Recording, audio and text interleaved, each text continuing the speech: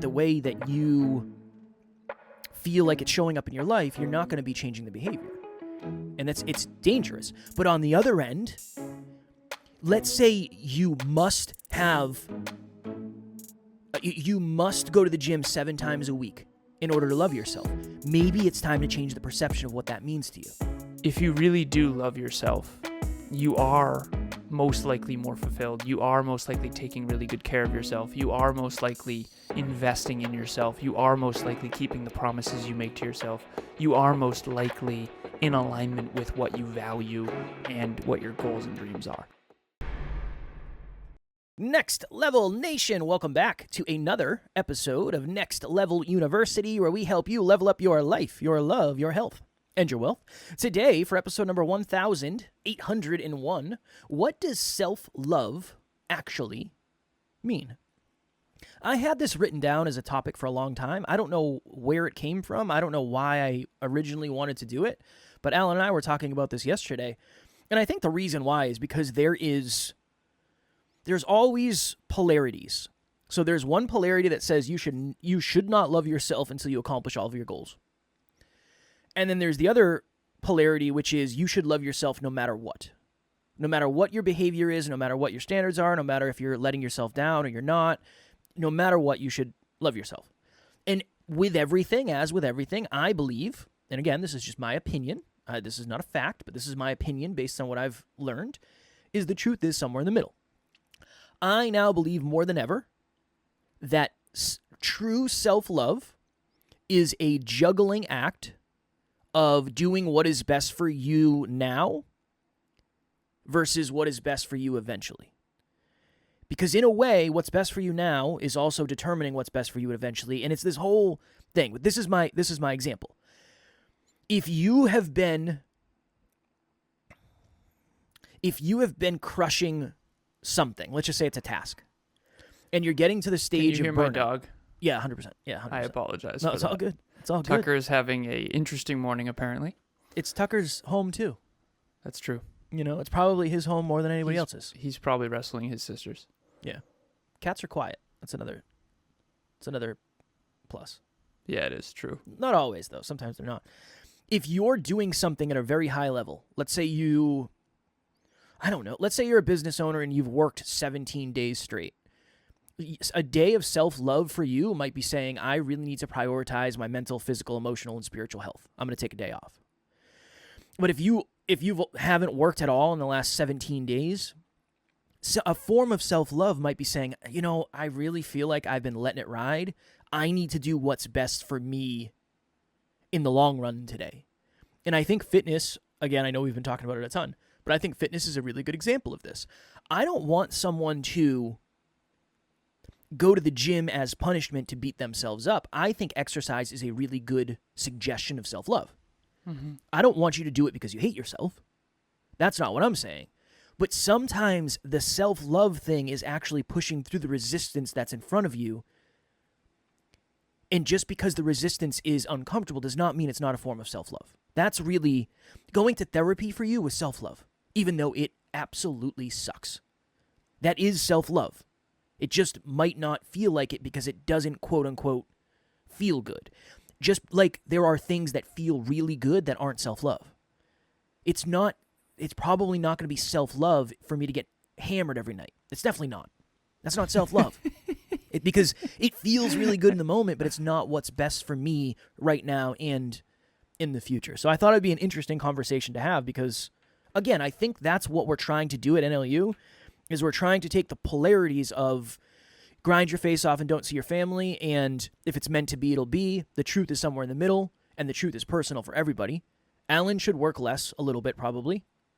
He should probably take more time to sit around and think. But there are a lot of people out there that do need to work more. Yeah. So, the polarities. And it all depends on who you are and your goals. We've talked about that. One of the things that I've been doing a lot lately, and this is becoming such a big part of the homework, I always give homework at the end of every call, even if it's something small. I would say, your homework this week is to look at people, places, things, and ideas from this frame and to see what comes up. It can be as simple as that, or it can be an actual assignment. One of the assignments I've really asked clients to do a lot lately, and by a lot, I'm thinking 3 or 4 times. There's a book called Daring Greatly by Brene Brown, and she talks about prerequisites for self-worth. Prerequisites for worthiness. And we did an episode on this probably 2 or 3 weeks back. Yeah. But I had another client actually reach out with his list. And anonymously, it just was an impossible game. And I'll just give you an example. He wrote out the list, and there's 1, 2, 3, 4. There's probably 20 things on here. These are the prerequisites, what I need to be worthy. Perfectly groomed face, no acne, need to be bigger, 10 million in the bank account, all this stuff. There's 2 on here that really struck me, and I told him this, and shout out to you if you're listening, I know you are. It's on his tracker. Need at least 10 million in the bank, and can't step on anyone's toes. I said, dude, is it possible to achieve a goal that large without ever stepping on anyone's toes? Probably not. See, the problem with this self-love stuff, and I don't mean that in a negative way. I actually think self-love is super important, way more important than I used to think, because I think that I got the wrong idea of it, because a lot of the people that were preaching self-love were on the far end of, regardless of whether or not I ever work out, I'm going to love myself the same, that kind of stuff. And I think that's just not super constructive, because I think we all have standards we need to hold ourselves to. 2 things. 1, okay, Emilia and I are in love. If Emilia were to not treat me well, not talk to me well, not respect me, and she doesn't, by the way, she's the most incredible person I've ever met in my entire life, actually. But let's say hypothetically she were to stop taking care of me, stop supporting me, stop speaking kindly to me, stop respecting me, start disrespecting, start getting drunk on the weekends, start neglecting her responsibilities, would I still love her? And I think yes, actually, in terms of the unconditional love part, but would I be able to stay with her? No. I would have to leave. And again, that's a huge hypothetical. But I think the same goes for ourselves. Self-love is, think of someone you love, everyone. Think of someone you really, really, really love. How you treat them. Do you want them to take it easy on themselves all the time and just let their responsibilities go and let themselves get out of shape? And no, you want what's best for them. You want them to work out consistently, and you want them to read more, and you want them to succeed at work, and you want them to feel fulfilled, and you want them to challenge themselves. And yes, you want them to take care of themselves when they're sick. And yes, you want to. So that's the way that I view self-love is, how do you start taking care of yourself in the way that you would take care of someone that you love? And if I took care of myself as well as I would take care of Emilia, I think that would be tremendous self-love. And the thing is I don't agree with, like, if Emilia comes to me and says, hey, I'm really struggling with this, what do you think? I'll usually tell her the truth I'll always tell her the truth about what is the most constructive. And so the self-love piece, how do you take care of past self? You mentioned therapy. That's taking care of past self. How do you take care of current self? Maybe it's R&R. And then how do you take care of future self? Stay in alignment with your dreams and goals. Staying in alignment with your goals and dreams is a form of self-love. You're not going to, you know what it is? It's how do you optimize to actually love yourself authentically? There are times in my life where I talk about how I didn't love myself because I couldn't look myself in the mirror and say, I'm honestly proud of you. I could not look at myself in the mirror and say, you're doing all you can with all you have. And that, I think, is the opposite of self-love. I think self-love is living in a way, orienting your life in a way, being disciplined in a way, working in a way where you can honestly look in the mirror and go, yeah, I'm proud of you. You've taken really good care of you. And you have a big, bright future ahead of you, and you've done what you can to maximize the quality of your life and the good that you can do in this world.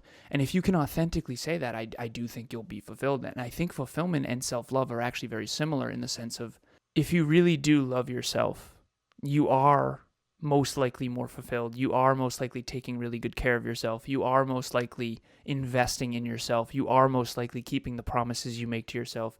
You are most likely in alignment with what you value and what your goals and dreams are. And I think that that is what self-love is. Self-love is not, hey, I'm just going to let myself off the hook all the time. Self-love is I'm going to do, say, think, feel, and believe the things that are going to make me proud of me. NLU listener, what is happening? I just wanted to jump in here and let you know if you want to get to the next level faster, we have a free virtual monthly meetup at the first Thursday of every month, 6 p.m. Eastern Time. You can connect with like-minded people and become a bigger part of this amazing global community. The link to register will be in the show notes. We've talked a lot about you can change your perception or you can change your behavior.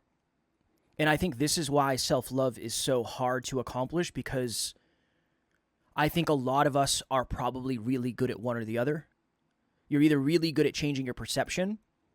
So somebody asked me on a podcast recently, they said, what do you think about you live in America, and that's like, I think the most obese, the highest obesity rate in the world, the USA. It is. And they said, what do you think about like the positive movement around humans that are overweight, like people making that okay? And I said, honestly, I think as long as you understand the downside of you changing your perception, I'm not going to tell you what to do, but you can, it's very dangerous if you always change your perception. So a good example of this, let's say I have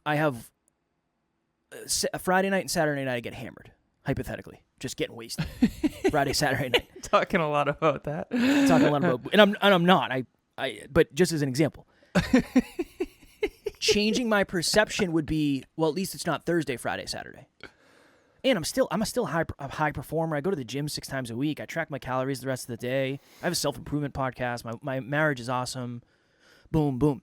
All I'm doing is changing the way I look at the behavior. That's all I'm doing. Yeah. Then it's, well, I drink Thursday, Friday, and Saturday, but it's not Wednesday, Thursday, Friday, and Saturday, and I'm still functioning, and things are boom, boom, boom. Eventually, you have to draw a line in the sand and say, me changing my perception is no longer serving me. Nice work. Now, the only reason I brought up the obesity thing, not to shame, blame, any of that. I don't want that. But I think it's very similar, where should you not love yourself if you don't look exactly the way that you want to look? No, I don't think it's that cut and dry. Am I that way? Probably more than most people. But I also I've been doing this long enough where I have a good relationship with my body, so it's different. But I could very easily say, well, business it's been challenging, and I've been overwhelmed, and I'm just changing the perception. Well, of course I don't have the same amount of time to work out. I'm stressed and I emotionally eat, so I don't really want to track my calories. And I could convince myself that that's self-love. 100%. 100% I could convince myself of that. I think deep down we kind of all know. So this is all I'm saying. All I'm saying is just be very careful of what you're just changing perception of. Because if you spend time changing perception of something, perspective of it, the way you view it, the way that you feel like it's showing up in your life, you're not going to be changing the behavior. And it's dangerous. But on the other end, let's say you must go to the gym 7 times a week in order to love yourself. Maybe it's time to change the perception of what that means to you. Yeah, 100%. That's what I'm trying to get to. Because the behavior might not be sustainable. And right? you might be doing as much as you can with the behavior. What, are you going to go to the gym 8 times a week? You can't fall down 7 times, get up 8. Well, you could go twice a day, but yeah. At what, even to that point of that client, when you have 10 million in the bank, yeah, we're talking, how long is that going to be? That's going to be a minute for sure. So yeah, it'll be another 30 years, 20 years at least. So maybe the perception is the thing there. Yeah. Okay, real quick. So I know we got to jump. According to the World Obesity Federation Global Obesity Observatory, can't read. Nice, strong work. American has the highest percentage of obesity at 70.29%. No. And they're going through the different types of nationalities, by the way, but it is America. Yeah. So I looked it up. It is. Yeah, it's America. I mean, it makes sense, the access to... Yeah, the fast food industry, all that. access to Which that. country has the highest obesity rate? America, for sure. Yep. Okay, so we have confirmed that. I like Googling stuff. The only reason I even brought that up is because I think it's very easy to change your perception around the way you look. And sometimes that's, for someone who's obsessed with a gym and they have to have a 12-pack in order to have any self-love, you should probably change your perception of what being in good shape means. But on the other end, if you're somebody who is struggling to walk up the stairs and you're struggling to play with your kids and you're struggling to do that type of stuff and you know it's not good for you, it might not be, changing perception is probably not going to be serving us anymore. I know this sounds overly simplistic, and I'm going to make it sound way easier than it is, but it's almost like you really have to try to be as honest with yourself as you can. Yeah. I was on a coaching session yesterday with someone, and she cried probably 3 or 4 times on the call just because she was finally being honest with herself. It was really powerful. I wasn't making her cry. She was just sharing all the stuff that she hasn't been honest with herself about, and I just think honesty with self is the hardest thing sometimes, because sometimes you just have to sit there and go, I have kind of been letting that ride, huh? It sucks. It sucks. Sure. And then what do? You have to change. You have to feel the pain a little bit, and then you have to change. And if you don't believe in yourself, that process is much harder. But everyone's had the moment where their intimate partner comes to them and says, listen, this is not doing it. Like, you keep saying you're going to do X and you're not, or whatever it is. I mean, we just did a relationship talks event yesterday and we talked about that. You have to pay the piper eventually. So don't wait till rock bottom to change. Try to change proactively on the micro day to day so that you don't end up with these massive catastrophic bankruptcies or divorces or whatever it is. And ultimately, that's hopefully what NLU is helping everyone do. Yeah, it's hard. It's a very hard thing to work through because it's very personal. It's very personal. I don't love myself as much as if I'm not going to the gym. Not because of the way I look. It's because of the effort I'm putting into improvement. Same. I want to improve. It's important to me to improve. I think that's the goal of being a human, is to improve. What's a core value? It's a core value. And if I want to impact as many people as possible, I have to be valuable enough to actually impact. Lead by example. Yeah. So that's a big piece of it too. All right, cool. I'm glad we did this episode because, again, there's a lot of different stuff out there. And I think that what our goal in what I think makes NLU different is we try to live somewhere in between the polarities. Even if we're on one end. Alan's exercised every day for 20 years. At some point, that'll happen. You're not there yet, but at some point, that'll probably happen. Small panic attack ensues in Alan's head. I'm going for it. Yeah. But you're on that.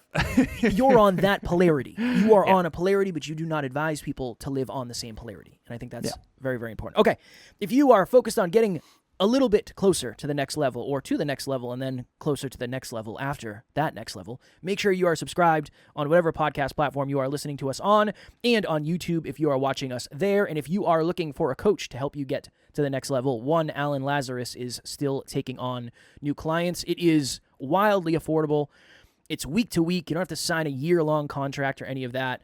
Anytime there is a product or service that is delivered to someone, either the client or the producer of the product or service has to take the risk. We take the risk because we believe in what we do so very much. So we'll have Alan's link for a 30-minute call in the show notes below. As always, we love you. We appreciate you. Grateful for each and every one of you. And at NLU, we do not have fans. We have family. We will talk to you all tomorrow. Please reach out.